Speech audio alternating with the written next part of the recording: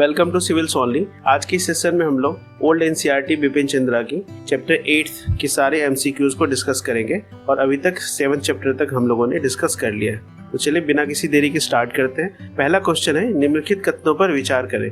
Statement first, औद्योगिक क्रांति के बाद भारत ब्रिटेन से कच्चे कपास और कपास से संबंधित उत्पादों का आयातक बन गया था। दूसरा स्टेटमेंट है, 1901 और 1941 की जनगणना के अनुसार कृषि पर निर्भर जनसंख्या का प्रतिशत 50% बढ़ गया था। तो उपरोक्त में से कौन सा कथन सही है? केवल एक, केवल दो, एक और दो दोनों, या इनमें से कोई नहीं? तो इसका जो करेक्ट आंसर है, जो पहला स्टेटमेंट है, औद्योगिक क्रांति के बाद भारत ब्रिटेन से कच्चे कपास और कपास उत्पादों का आयातक बन गया था, ये सही है। इसलिए correct answer is option A. जनगणना रिपोर्ट के अनुसार अकेले 1901 और 1941 के बीच कृषि पर निर्भर जनसंख्या का जो प्रतिशत था वो 63.7% से बढ़कर 70% तक हो गया था, यानी 70% तक हो गया था। कृषि पर यह बढ़ता दबाव ब्रिटिश शासन के तहत भारत की अत्यधिक गरीबी का एक प्रमुख कारण बना। दूसरा सवाल है, बंगाल के संदर्भ में यह कथन किसका है कि 1/3 बंगाल जंगल में बदल गया है जिसमें केवल वंचर ही रहते हैं? Cornwallis, Warren Hasting, Robert Clive या मुनरो? इसका करेक्ट आंसर है कॉर्नवालिस। बंगाल के संदर्भ में कॉर्नवालिस ने ऐसा कहा था। बंगाल में ब्रिटिश शासन की शुरुआत में क्लाइव और वारेन हेस्टिंग की बेतरतीब भूमि राजस्व वसूलने की जो नीति थी उसने लोगों पर इतना प्रतिकूल प्रभाव डाला कि यहाँ तक कि कॉर्नवालिस जो थे वह भी एक शिकायत उन्होंने की थी इस तरह की कि 1/3 हिस्सा बंगाल का वो जंगल में बदल गया है जिसमें केवल वंचर रहते हैं। तीसरा क्वेश्चन है, निम्नलिखित कथनों पर विचार कीजिए। 19वीं सदी के मध्य तक बंगाल की लगभग आधी जमीन जायदाद पुराने जमींदारों से नए जमींदारों को हस्तांतरित कर दी गई। दूसरा स्टेटमेंट है, मद्रास और उत्तर प्रदेश में अस्थायी बंदोबस्त और रैयतवारी बंदोबस्त स्थानीय जमींदारों के लिए अनुकूल थे। तो इनमें से कौन सा स्टेटमेंट सही है? केवल एक दो दोनों, या इनमें से कोई नहीं? तो इसका करेक्ट आंसर क्या हो जाएगा? पहला स्टेटमेंट सही है, यानी option A is the correct answer. वर्ष 1815 तक बंगाल की लगभग आधी भू संपत्ति पुराने जमींदारों के हाथों से निकलकर सौदागरों या अन्य धनाढ्य जो वर्ग थे उसके पास जा चुकी थी। पुराने जमींदार गांव में रहते आए थे और रैयतों के प्रति कुछ नरमी दिखाने की उनकी परंपरा रही थी। सौदागर तथा अन्य धनाढ्य वर्ग आमतौर से शहरों में रहते थे और कठिन परिस्थितियों का बिना ख्याल किए वे रैयत से निष्ठुरता से पाई वसूल किया करते थे। रैयतों के प्रति उनके मन में कोई सहानुभूति नहीं थी। वे किसानों से बहुत अधिक ऐंठा करते थे तथा जब भी चाहते उन्हें बेदखल कर देते। वहीं उत्तरी मद्रास में अस्थायी बंदोबस्त और उत्तर प्रदेश में रैयतवारी बंदोबस्त, ये दोनों स्थानीय जमींदारों पर समान रूप से कठोर थे। चौथा क्वेश्चन है, भारत में ब्रिटिश शासन के आर्थिक प्रभावों के संदर्भ में 19वीं शताब्दी के दौरान भारत में जमींदारवाद के प्रसार के पीछे निम्नलिखित में से कौन से कारण थे? पहला, धनी वर्ग द्वारा उद्योग में पूंजी निवेश का अभाव। दूसरा, भूस्वामियों के लिए स्वयं खेती करने की अपेक्षा भूमि को पट्टे पर देना अधिक सुविधाजनक हो गया था। तीसरा, सरकार पट्टेदारों की संख्या बढ़ाना चाहती थी, यानी टेनेंट्स की।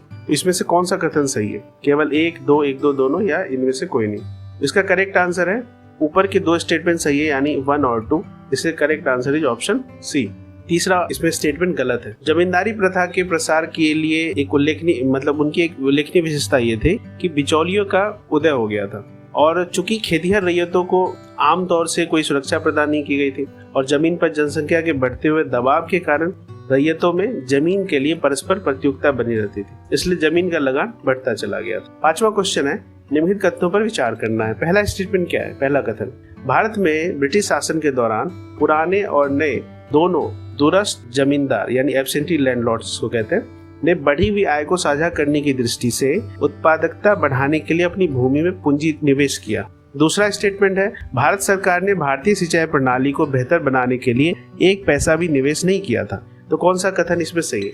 केवल एक दो दोनों, या इनमें से कोई नहीं? करेक्ट आंसर है, इनमें से कोई स्टेटमेंट सही नहीं है, यानी option D is the correct answer. England और अन्य यूरोपीय देशों की बात करें तो उसमें धनी जमींदारों ने अधिकतर जमीनों में पूंजी लगाई जिससे उसकी उत्पादकता बढ़ सके और बढ़ी हुई आय में उनको हिस्सा मिल सके, इसलिए उन्होंने इन्वेस्टमेंट किया जमीनों में। मगर भारत में दूरस्थ जमींदार जो एब्सेंटी लैंडलॉर्ड्स थे, चाहे वे नए हो या पुराने, कोई उपयोगी कार्य नहीं किया उन्होंने। वे केवल लगान प्राप्त करते रहे, इसलिए उन्होंने जमीन में उत्पादक निवेश करने की अपेक्षा अपने रैयतों को लूटकर अपनी आय को बढ़ाने का ही उचित साधन बना लिया। ओल्ड एनसीईआरटी के अनुसार भारत सरकार ने 1905 तक रेलवे पर 3 अरब 60 करोड़ रुपए से अधिक खर्च किए, मगर उसी दौरान सिंचाई पर 50 करोड़ रुपए खर्च किए। ऐसा नहीं इन्वेस्टमेंट नहीं किया था, इन्वेस्टमेंट किया था, पर तुलनात्मक तौर से देखें तो बहुत कम मिलता है। ठीक है। भारत में 20वीं सदी के ब्रिटिश काल के दौरान कृषि की स्थिति के संदर्भ में निम्नलिखित कथनों पर विचार कीजिए। पहला स्टेटमेंट है, लोहे के हलों की अपेक्षा लकड़ी के हल अधिक प्रचलित थे। दूसरा, रासायनिक उर्वरकों का उपयोग भारतीयों के लिए लगभग अज्ञात था। और तीसरा स्टेटमेंट है, 20वीं सदी के मध्य में भारत में कोई कृषि महाविद्यालय उपलब्ध नहीं था, यानी मौजूद नहीं थे।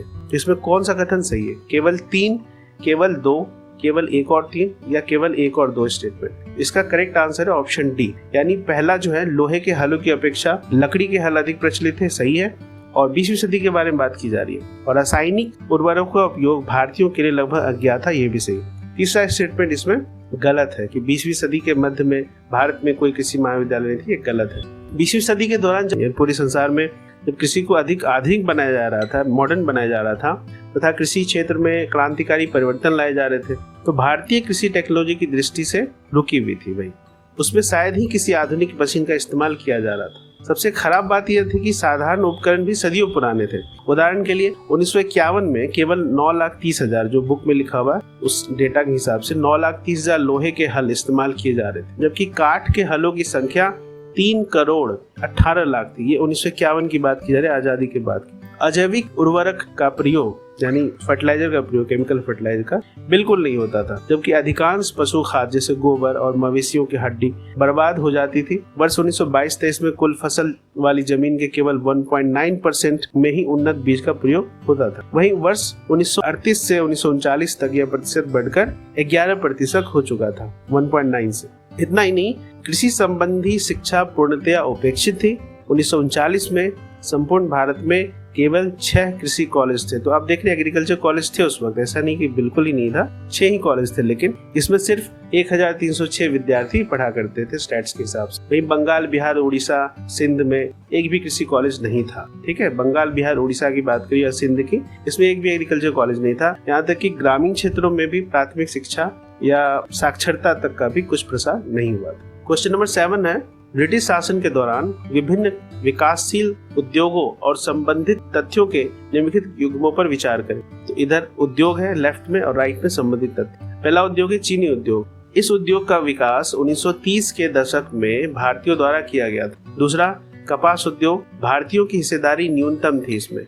तीसरा, चाय और कॉफी, यूरोपियों का विशेष अधिकार था इसमें। कौन सा युग्म सही सम्मिलित है? दूसरा, पहला और तीसरा, पहला और दूसरा या दूसरा या तीसरा? इसमें करेक्ट आंसर क्या है? ऑप्शन बी, यानी दूसरा जो है कपास उद्योग, भारतीयों की हिस्सेदारी न्यूनतम थी, ये गलत है। लेकिन पहला जो है चीनी उद्योग, इस पे 1930 के दशक में भारतीयों द्वारा विकास किया गया था, तो ये सही है। और चाय और कॉफी पे तो बहुत सारे लोगों को पता ही होगा कि इस पे यूरोपियंस का मोनोपोली था। केवल सूती कपड़ा उद्योग में भारतीयों की शुरुआत से ही बड़ी हिस्सेदारी रही और 1930 के दशक में चीनी उद्योग भारतीयों द्वारा विकसित किया गया था। शुगर कंपनी लिमिटेड, जिसे कि माई शुगर बोला जाता है, के नाम जाना जाता है, उसकी स्थापना 1933 में कर्नाटक के मांड्या में मैसूर के महाराजा द्वारा की गई थी। अंग्रेजों द्वारा पारित गन्ना अधिनियम 1934 ने राज्य सरकार को गन्ने का न्यूनतम मूल्य तय करने के लिए अधिकृत किया। हालांकि भारत की पहली चीनी मिल 1903 में प्रतापपुर यानी देवरिया में स्थापित की गई थी।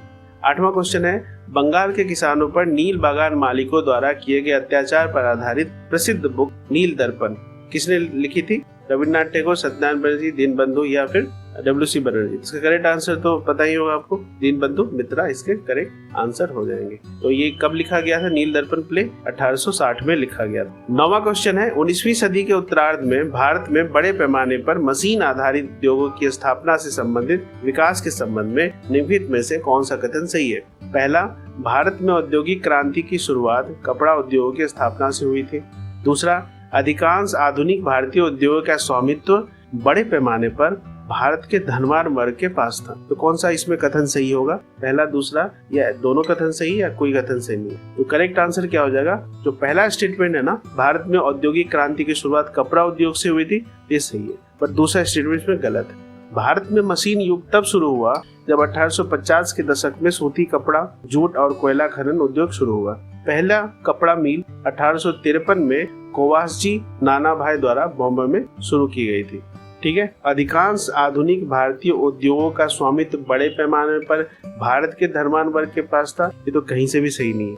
10वां क्वेश्चन, निम्नलिखित कथनों पर विचार कीजिए। भारत की आजादी से पहले भारत में कोई तकनीकी कॉलेज टेक्निकल कॉलेज नहीं था या विश्वविद्यालय भी नहीं। ब्रिटिश शासन के दौरान भारतीय उद्योग देश के कुछ ही क्षेत्रों या शहरों तक ही केंद्रित थे।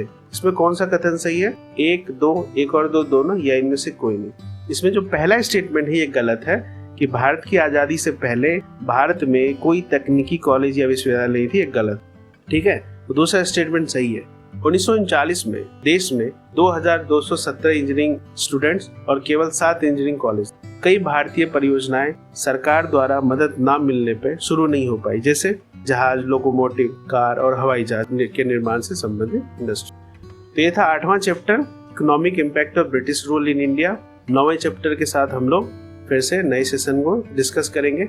और अगर आपने इस चैप्टर को नहीं पढ़ा है तो आप एक बार इस चैप्टर को पढ़ लीजिए। हाँ, इसमें 25 क्वेश्चंस या 20 क्वेश्चंस नहीं हो पाए, 10 ही क्वेश्चन बन पाए, क्योंकि जबरदस्ती क्वेश्चंस बनाने से कोई फायदा नहीं है। इसलिए आपने देखा होगा जो क्वेश्चन नंबर 8वां है ना, जो नील दर्पण वाला, तो वो कईयों के लिए इजी क्वेश्चन होगा, वन लाइनर जो क्वेश्चन है। लेकिन फिर भी हमने इस क्वेश्चन को रखा क्योंकि स्टेट पीसीएस वगैरह में ये पूछता है, या तो नील दर्पण कब लिखा गया था, किसने लिखा था, ठीक है, ये पूछ सकते। तो इसीलिए हमने उस क्वेश्चन को रखा। तो आप देखेंगे कि हमने उस क्वेश्चन को ना चाहते हुए उस क्वेश्चन को हमें रखना पड़ा, क्योंकि बहुत इजी था। हमारा लक्ष्य ये है कि जितने भी चैप्टर्स हैं उनमें से जितने भी मैक्सिमम ऐसे क्वेश्चंस निकाले जा सके जिसमें कि विश्लेषण करने की अपॉर्चुनिटीज हो, तो ऐसे क्वेश्चंस को ही हम लोग इंक्लूड करें। ठीक है, लेकिन फिर भी इस चैप्टर से इतने ही क्वेश्चंस बन पाए। दैट्स व्हाई आप एक बार चैप्टर को जरूर पढ़ लीजिएगा। मिलते हैं नेक्स्ट सेशन में, तब तक के लिए थैंक यू।